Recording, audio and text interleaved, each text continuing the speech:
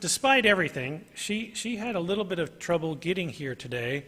Her car was giving her car is not with her right now.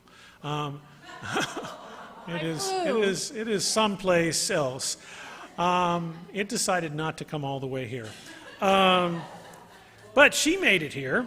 And one of the things that really impressed me, or is impressed upon me, is her positive attitude. It's her, and she's so happy to be here too. So I'll let her tell you more about her, but I just have to say, spending time with her, it's just like it was a breath of fresh air. So thank you so much. All right. Hi, good morning, everybody. So I'll fill you in on what happened. I have a 2018 Dodge Grand Caravan, and I love the car. It's so comfortable. I bought that car because I could put the seats in the floor. I didn't have to store seats. And I had a little bed built in the back so that I could, not to camp out, I don't do that, not to live in, but if I want to pull over when I'm driving somewhere, I can just take a nap. So it's like the lap of luxury. I made it. At this age, I made it. I get to have a car with a bed in it. Well, driving down 75, I'm from Sarasota, and I got gas, and all of a sudden, the RPMs were going like 5,000, and the engine's racing, and I was kind of freaked out about it, so I called my husband and said, find out what this is. Oh, the engine light came on. Anyway, long story short, he said, go to the AutoZone. So I go there. They send me someplace else. No, we figured out it may have something to do with the transmission. So I pull over to a tire place, and they couldn't help me, but they helped me figure out, well, you could rent a car, and then just come back tomorrow and deal with it. So that's what I did. I rented a car at Naples Airport, but after I did all that in the car, before I was driving it again, I had time, and I think the car just kind of had an attitude adjustment. And it was okay. I took the back way, about 15 miles to the airport. And then I thought, well, if the car just acts like this, I'm just going to drive it home tomorrow from Naples Airport, about 100 miles. But I'm going to take Route 41. I'm going to take Tamiami Trail. Because if it breaks down or something, there's lots of places to pull over and whatever. So I'm kind of looking forward. And if I get tired, I could take a nap. And I did want to talk about joys and sorrows, because I have declared that I live my life in a context of joy and gratitude. But that's everything. There's every emotion that you can imagine, but to commit to joy and gratitude keeps that attitude of, optimism and happiness. And it doesn't mean I don't get in bad moods and I, flip out and stuff. Well, I do, but I guess maybe I'm on my good behavior this week. So the title today is All You Need Is Love. And so we're just going to learn about and discuss and talk about and sing about different kinds of love. And so the first thing I wanted to do, because I looked it up in the dictionary, what does that word actually mean in English? So there are many meanings for the word love. So as a noun, it's a profoundly tender, passionate affection for another person, a feeling of warmth, personal attachment, or deep affection as for a parent, child, or friend. It's sexual passion or desire. It's a person for whom love is felt. Beloved person, a sweetheart. It's used in direct address as a term of endearment or affection. Would you like to see a movie, love? It's a love affair. It could be having sex, making love. It's a personification of sexual affection, as in Eros or Cupid, and I am going to bring that subject up later. It's affectionate concern for the well-being of others, the love of one's neighbor. It's a strong predilection, enthusiasm, or liking for anything. Her love of books. The objects or things so liked. The theater was his great love. the benevolent affection for God and its creatures, or the reverent affection due from them to God. And in tennis, chiefly tennis, a score of 0 is called love. And this was one I didn't know. A word formerly used in communications to represent the letter L. The letter L was called love. And as a verb, to have love or affection for. All her pupils love her. To have a profoundly tender, passionate affection for another person. Oh, I love that person. You know, I love Tom and Martha. I had such a nice time last night. To have a strong liking for, taking great pleasure in, to love music. To need or require, benefit greatly. Plants love sunlight. To need or require, to embrace and kiss, as in a lover, and also to, make love. And so now we're going to change gears, and I'm going to read you a poem.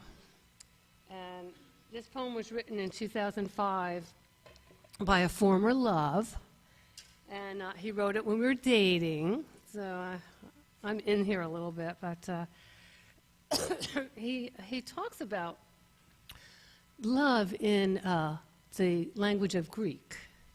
So we're going to learn about love in the language of Greek. And this person's name is Jim Kane from Sarasota. He's no longer walking the planet, though, so it's unfortunate because he was an amazing, had lots of talents. Okay. Love takes us in 4 directions. It's more than romance and seduction. What I mean is, truth be told, love in English is in Greek 4-fold. Eros, storge, philia, and agape, I'd say they go about this way. First is Eros, also known as Cupid. That's the kind of love that makes us stupid. I wrote that line.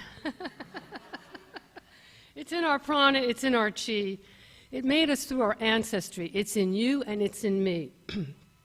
In every rat and chimpanzee, it's the prime cause for primate dating. Without much pause, it leads to mating.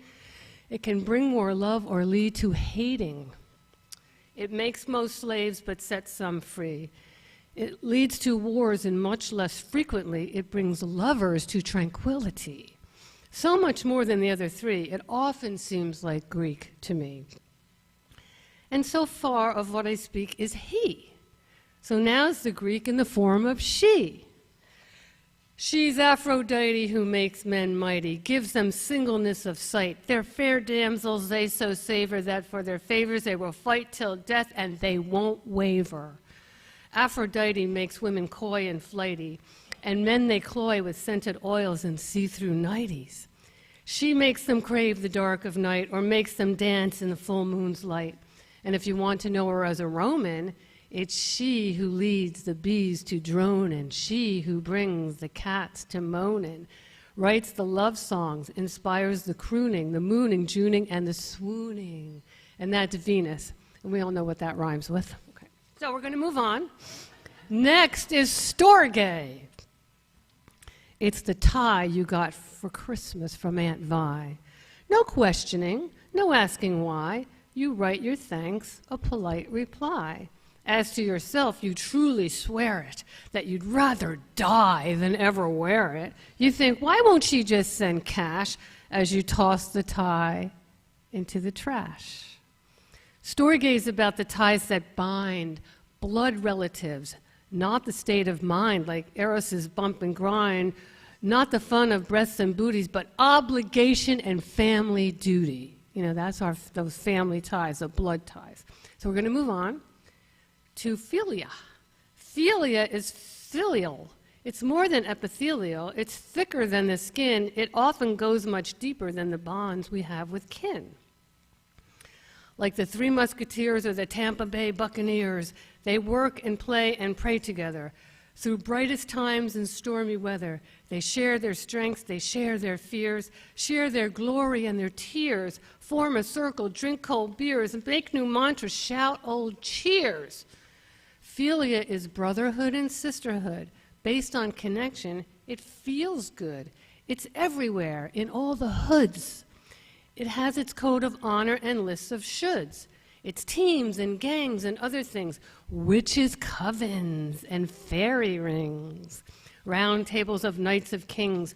Whether it be sisters or be brothers, it's us against some others. It causes joy and causes grief. It's based upon such strong belief. The common good is its highest call, all for one and one for all. But around its own, it puts a wall. And now I end this poem today in the loving way of agape. Of all the four, it has the smallest price to pay. It keeps no score. It seeks itself and nothing more. Its only cost is ego's loss as we go across the line where human meets divine. To have it, I must be aligned in my psyche, heart, and in my mind, and in my critic's eye be blind. Through it, I love all of life and humankind, from the crudest to the most refined. I think agape is the only kind that's really extraordinary. It's not heavy, it's light and airy. Sometimes I find it scary. It makes me lighter than a fairy, and through it all, I love my adversary. Agape for me is a state of grace. I find its traces in the strangest places. It offers me a most sweet oasis. It gives me relief from my disgraces and rest from all my frantic races. It's a gift, but I must be willing to receive its awesome filling of my being. It must be first volitional, this love that's unconditional and oh so freeing.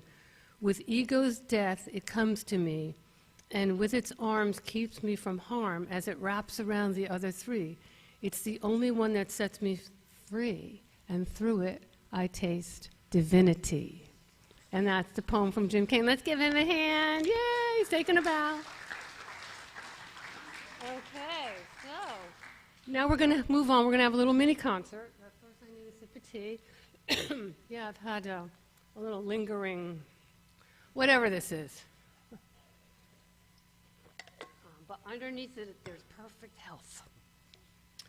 All right, so love is another word for God. You know, I'm a religious scientist. I'm a licensed science of mind practitioner, and I love the study of that one mind, the oneness that we all are, you know, that we are human and divine, and the fact that we are divine beings having a human experience. And with that human experience, we get to have choice. That's the free will. So we get to make the choices. You know, it's like, oh, how could God do that? You know, with something. But no, it's us making choices. You know, God just gets out of the way and lets us do whatever it is we're going to do. And whether we're conscious or unconscious, this is how it works. And God gets to be human. That energy, light, life force, infinite wisdom, source, higher power, whatever you want to call that, whatever that is. Ernest Holmes, founder of the Science of Mind, New Thought Philosophy, called it the thing itself. I kind of like that, the thing itself. But whatever that is, you know, it's not in the physical form. It gets to be in the physical form through us, by means of us. So God gets to see and hear and taste and do all that through us. And because we are divine beings, we get to make the choices. And the law says yes. You know, you've heard that expression, universe always says yes. How many people have heard that? I mean, we teach that. So, and it's because the law part, the action part of God, goddess, whatever, the part that is in movement doesn't have a choice. It just does what it's told. So a conscious mind can be so much more powerful than an unconscious mind if we're operating from a place of conscious awareness. Otherwise, you know, we don't have much say because we don't know we have say.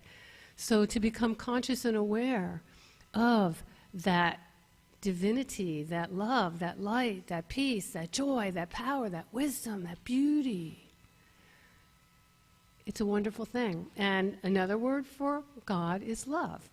And so, you know, we teach oneness and we teach that God is all there is. And everything that exists in the seen and unseen worlds and the space in between is made of that divine source and substance.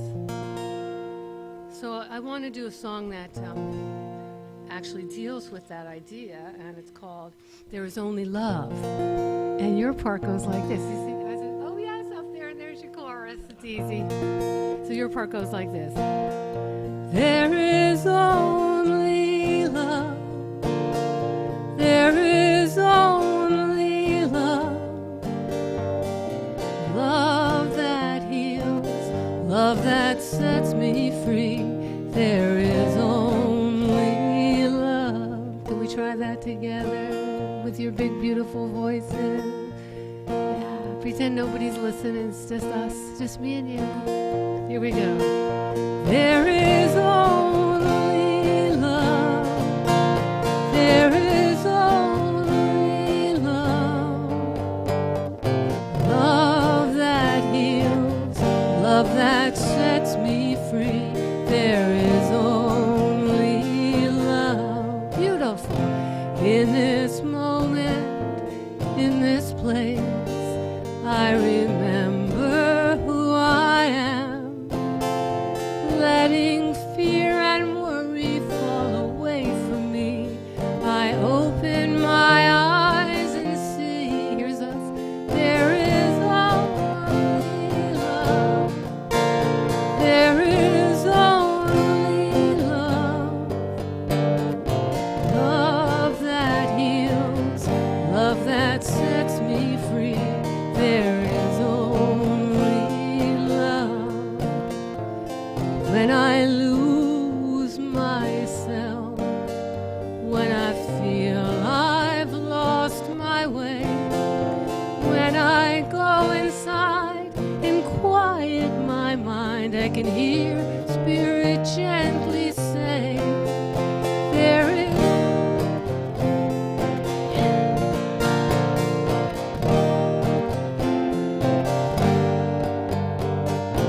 love that heals, love that sets me free. There is only love.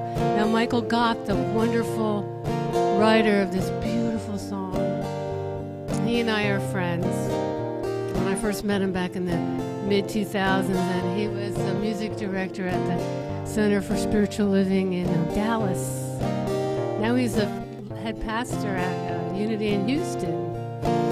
But I just fell in love with Michael Gott, and I asked him to marry me. And he said, well, we could get engaged, but we're both still free to date men. And he is so out of the closet, it's fine. Let's try that chorus again. There is only love. There is only love. Love that heals. Love that sets me free. There is only love. One more. There is love.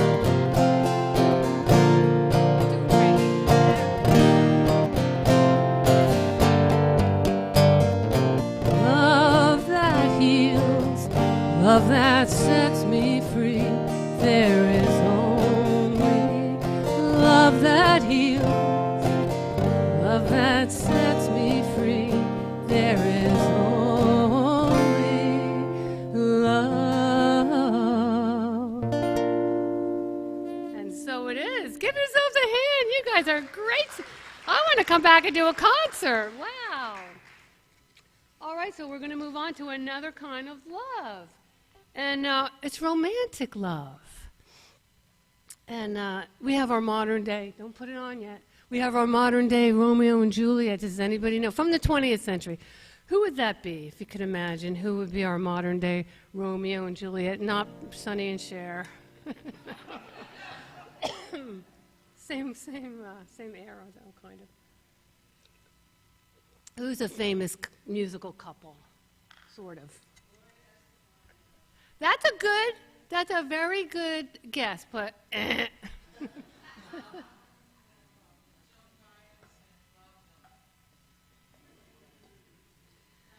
How about John and Yoko? All right. So when Pastor Tom said she's going to do a Beatles song, I said, well, 1.5, because you know, John and Yoko wrote this song. It's called "Oh My Love," and what I love about this song, it's on the Imagine CD. They talk about my eyes can see, my mind can feel, and if you're visualizing something, say a desire, and you're visualizing it, and then you're feeling it, that's a powerful message, and the universe says yes. You know, and then we can actually uncover what we really do think. You know, see, well, what do you believe? I believe this is it. Well, what do you have? That's what you believe. So with this, though, if you have a clear idea of what it is, and you can actually put yourself in the place of feeling it, there's a good chance you're going to manifest something. And I always like to say that or something better, because we don't know what Spirit has in store for us in the big picture, or what we may have unconsciously in store for us in the big picture. So, oh my love.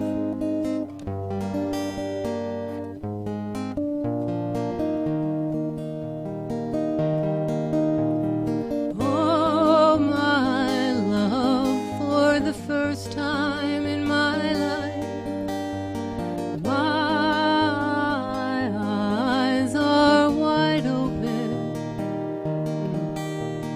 Oh, my lover, for the first time in my life,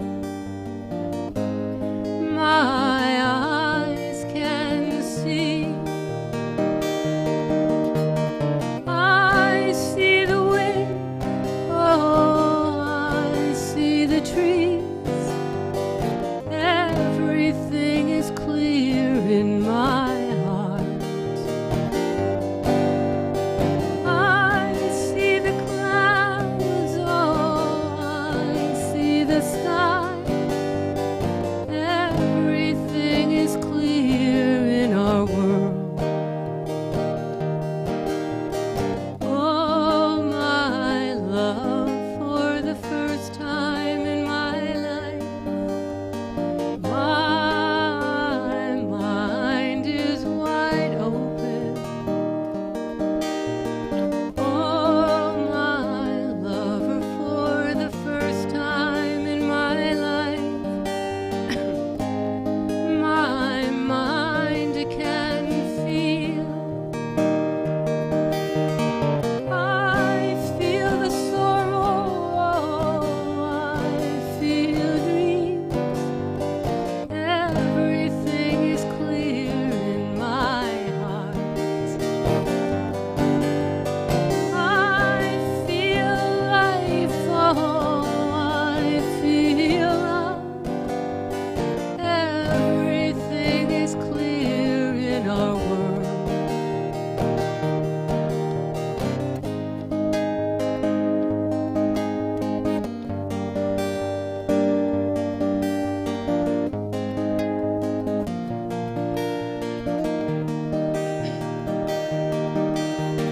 I see the wind, oh, I see the trees.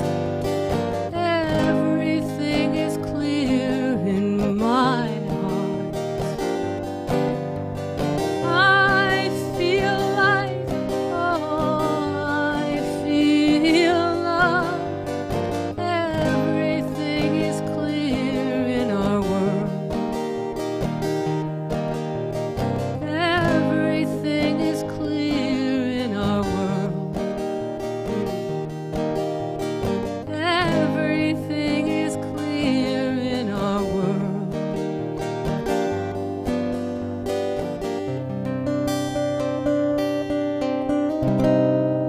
And so it is. All right. John and Yoko, let them have a bow. All right, so we're going to move on now to another kind of love. It's the love of forgiveness. You know, and when we forgive somebody, did you ever, oh, I'll forgive that person if he or she apologize, or they apologize, if they change. How's that working? No, because the forgiveness work is here. And we do it for ourselves, you know, because I know you've all heard this analogy. It's like, you know, we're ticked off and we're upset and we're resentful and hanging on to it.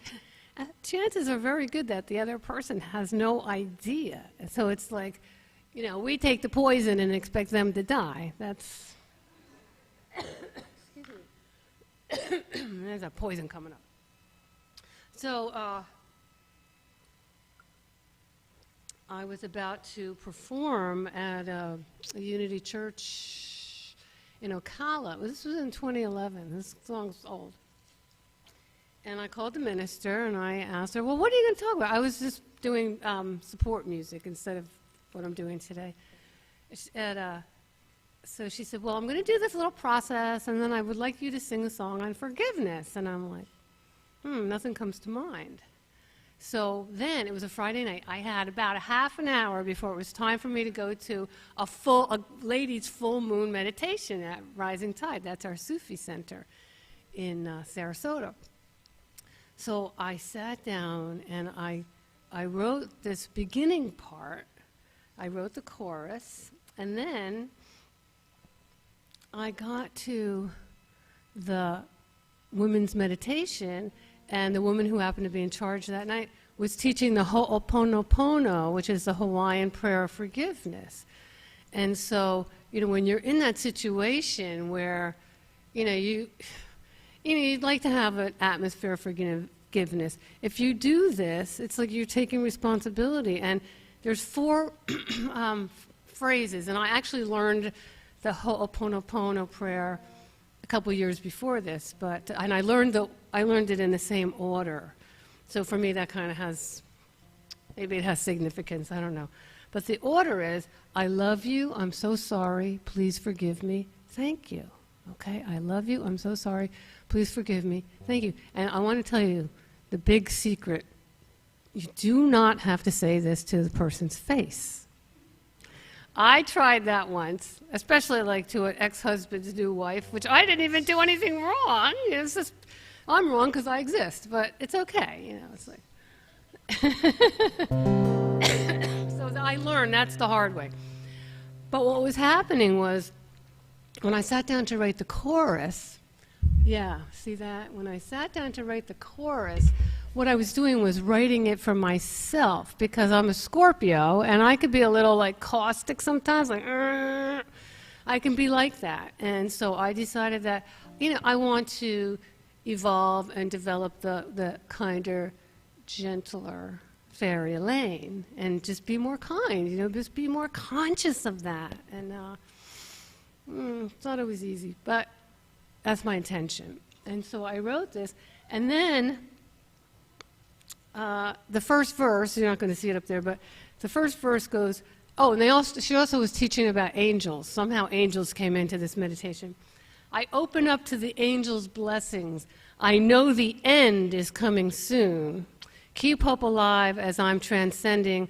I'll be reborn by next full moon. So that was me declaring a new habit, 30 days, 28 days for a new habit. The end is coming soon. I'll be reborn by next full moon. So sometimes if I don't explain that, people don't get it, you know, and they think, well, the end, oh. Well, for every end, there's a new beginning. You can think of it that way.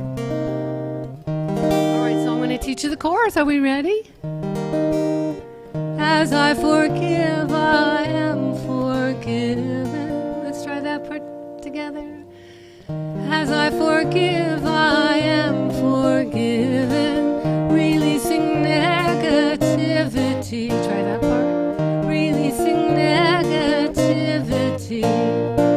Revealing kindness that once was hidden. Revealing kindness that once was hidden.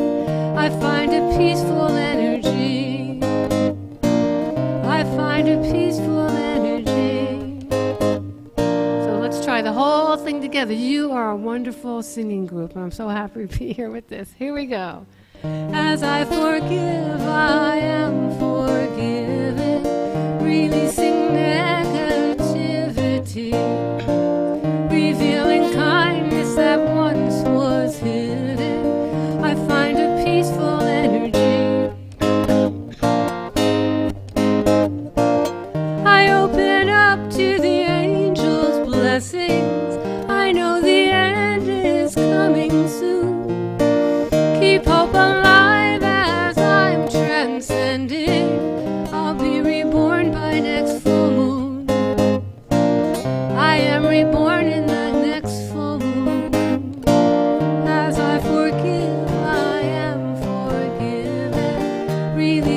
negativity, revealing kindness that once was hidden. I find a peaceful energy.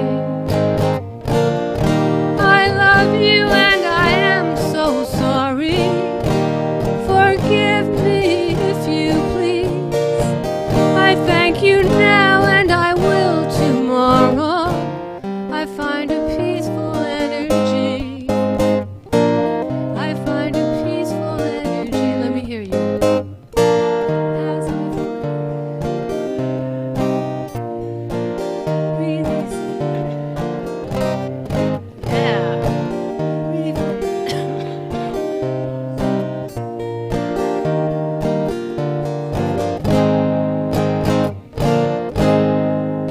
Let's sing it one more time together. As I forgive, I am forgiven, releasing negativity, revealing kindness that once was hidden. I find a peaceful energy. I find a peaceful energy. I find a peaceful energy. Take that in. Just feel that peaceful energy of just releasing and letting go and bringing in positivity and optimism and love and peace and joy and light and power and wisdom and beauty. All right, so just need a little tea break here.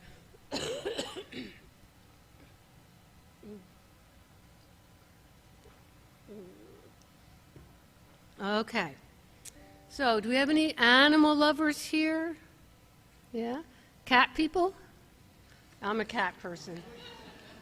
But this is a song about a dog. Okay.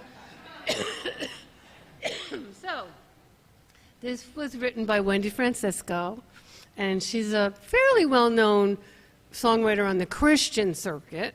But I heard this song, I had to learn it. One summer, I went back up to New Jersey, where I'm from, Garden State, the folk music queen of New Jersey. That was in the 80s and 90s. That's a real thing. So, I'm good. One of these. So, I was going to see my girlfriends, my tribe. We called ourselves the Goddesses. And I was going to see Carol, who had little girl, and another dog, and then Bianca had, she had Mink, but she called them Minkers. Now she has 11, who was born on 11. She calls him 11. And Joanna had Joey. And, I was going to see my girlfriends that have dogs, even though I don't have dogs. And I love dogs. I just, I don't need to have my own dog. It's a lot of responsibility. So I heard the song. I was like, I got to learn this. And, so many people we love our pets, don't we? We have 2 cats. Yeah, we love our pets.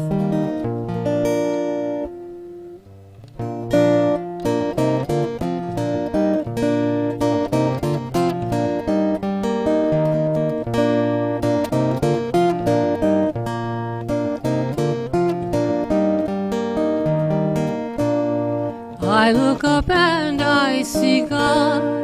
I look down and see my dog. Simple spelling G-O-D, same word backwards D-O-G. They would stay with me all day. I'm the one who walks away, but both of them just wait for me and dance at my return with glee. Both love me no matter what, divine God and canine mutts. I take it hard each time I fail, but God forgives, dog wags his tail. God thought up and made the dog. Dog reflects a part of God. I've seen love from both sides now. It's everywhere. Amen. Bow wow. I know. So cute, isn't it?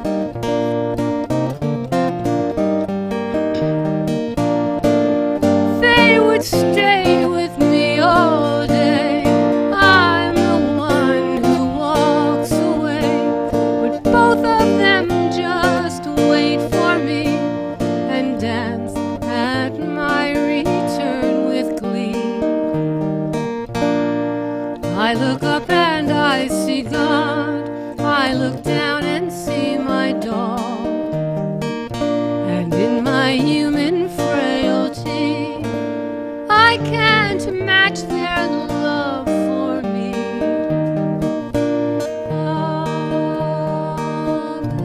Woof, woof.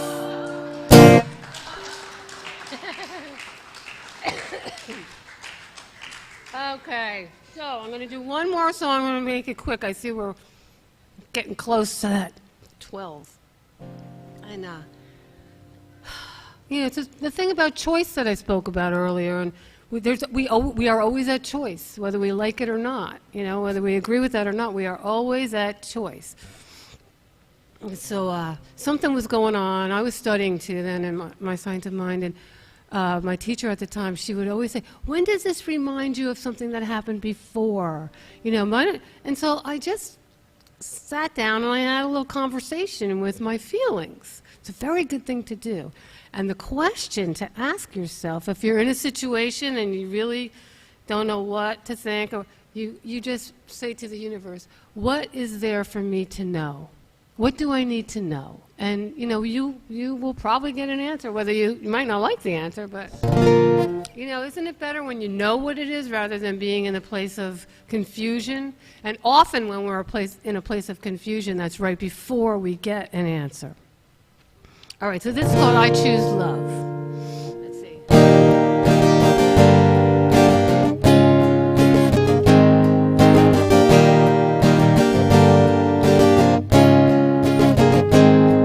I hear what my feelings are telling me. Is it love or is it fear? Putting its spell over me. I choose love when I remember it's a choice. I choose love when I hear that small, still voice. I choose love when I remember it's a choice. I choose love when I listen to the voice. Fear projects the future, regret reflects the past. Love affects the present, make these moments last. I choose love when I remember it's a choice. I choose love when I hear that small, still voice. I choose love when I remember it's a choice. I choose love when I listen to the voice. I listen with my body, I listen with my mind, my heart and my spirit, embracing what I find. I hear what my feelings are telling me. Is it love or is it fear? Putting its spell over me. I choose love when I remember it's a choice. I choose love when I hear that small, still voice. I choose love when I remember it's a choice. I choose love when I listen to the voice. And here's your part, your affirmation. I choose love.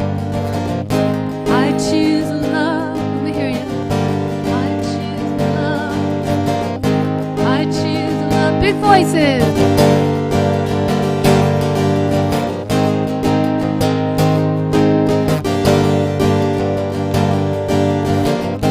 I choose love. I choose love. I choose two more and a big finish.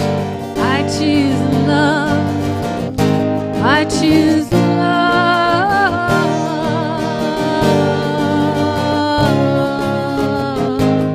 I choose love. And so it is.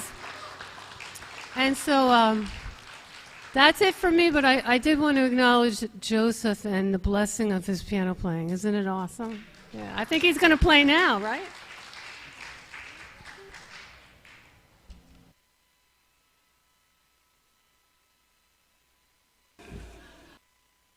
This was my favorite Beatles song. And when the Beatles first came to the States, I was a kid, I was 9 years old, and for years, I knew every single word to every Beatles song that we had the records to. We would stare at the records and sing. But you know what? I had no idea what I was singing about because my brain wasn't formed all the way as a kid. But when this song came out in the Summer of Love, 1967, I got it. And at first I'm like, how could a Beatle, like, who was God, how could they just admit that they're just like everybody else? So. And then it turns out the thing is in 7/8 time. Okay, I know you all know the word. Love, love, love. Love, love, love. Love, love, love. Let's try it again, big voices.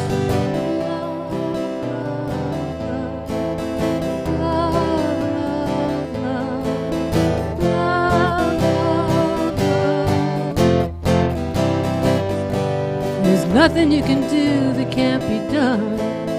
Nothing you can sing that can't be sung. Nothing you can say, but you can learn how to play the game. It's easy. There's nothing you can make that can't be made. No one you can save that can't be saved. Nothing you can do, but you can learn how to be you in time. It's easy. Are we ready, everybody? Come on.